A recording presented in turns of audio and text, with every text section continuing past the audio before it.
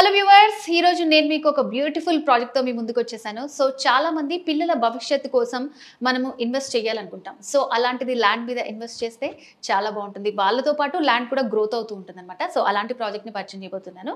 So గజం కేవలం 500 రూపాయలేనండి.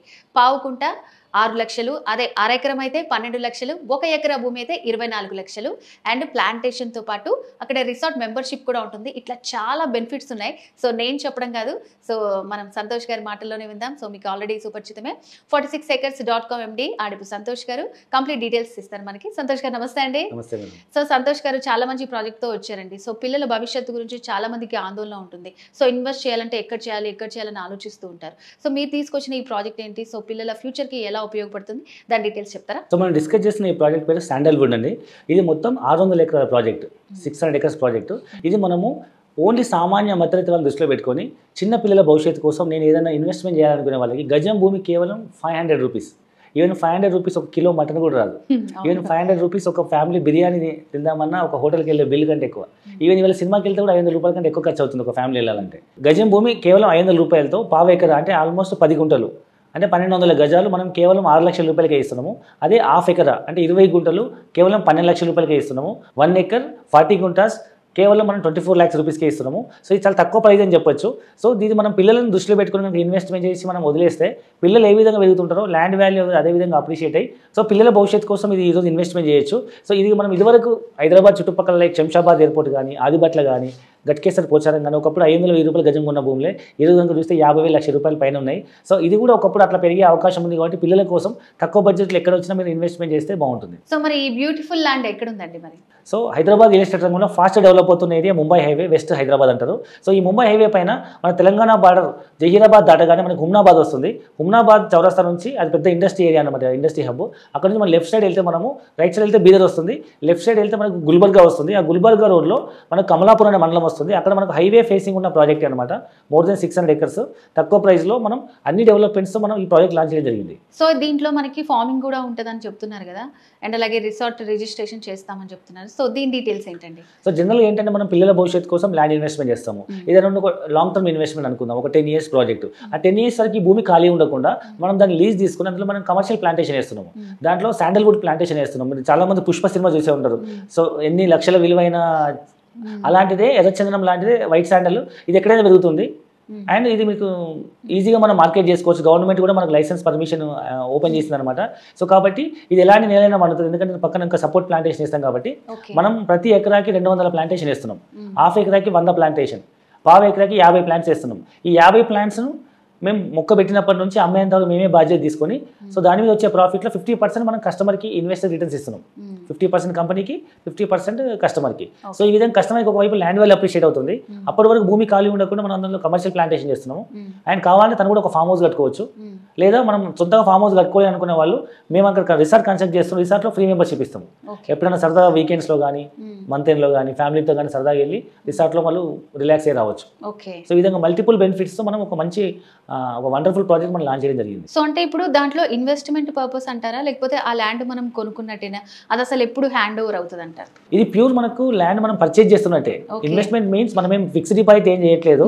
So మీరు కట్టి 6 లక్షలు, 12 లక్షలు, 24 లక్షలు ఈ చేత డబ్బులు ఇస్తున్నారు, ఇంకో చేత మీరు ల్యాండ్ రిజిస్ట్రేషన్ చేసుకుంటున్నారు. మీరు ఎక్కడ కూడా డిపాజిట్ చేసి ఎవరినో నమ్మి మీరు మోసపోవాల్సిన అవసరం లేదు. ఆ చేత డబ్బులు ఇస్తే ఈక్వలెంట్ వాల్యూ ల్యాండ్ మీకు రిజిస్ట్రేషన్ అవుతుంది. So you are absolute owner.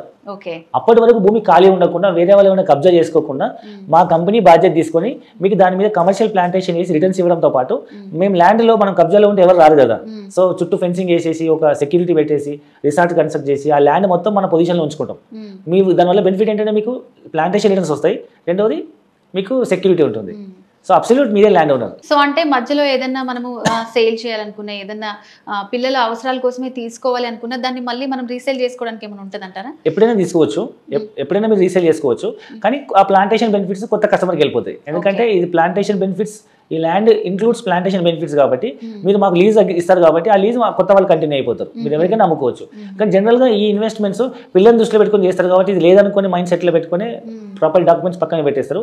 ఏదైనా అత్యవసర పరిస్థితి వస్తే అమ్ముకోవచ్చు. సో అంటే ఎన్ని ఇయర్స్ లోపల హ్యాండ్ ఓవర్ అవుతుందండి మొత్తం ల్యాండ్ ప్లాంటేషన్ అంతా కంప్లీట్ అవ్వడానికి? సో ఇప్పుడైతే మీరు మనం ప్రతి కస్టమర్కి మనం హైదరాబాద్ నుంచి ఫ్రీ సైట్ విజిట్ అరేంజ్ చేస్తున్నాము. మీరు సైట్కి వెళ్ళి చూడండి, మీకు అక్కడ అర్థమై నచ్చి బాగుంది అనుకుంటే మీరు ఫస్ట్ టోకెన్ అమౌంట్ పే చేసి ఒకటి బుక్ చేసుకోవాలి, మిగతా అలాట్మెంట్ చేసుకోవాలి. ఆ తర్వాత 30 to 45 days టైం ఇస్తాము.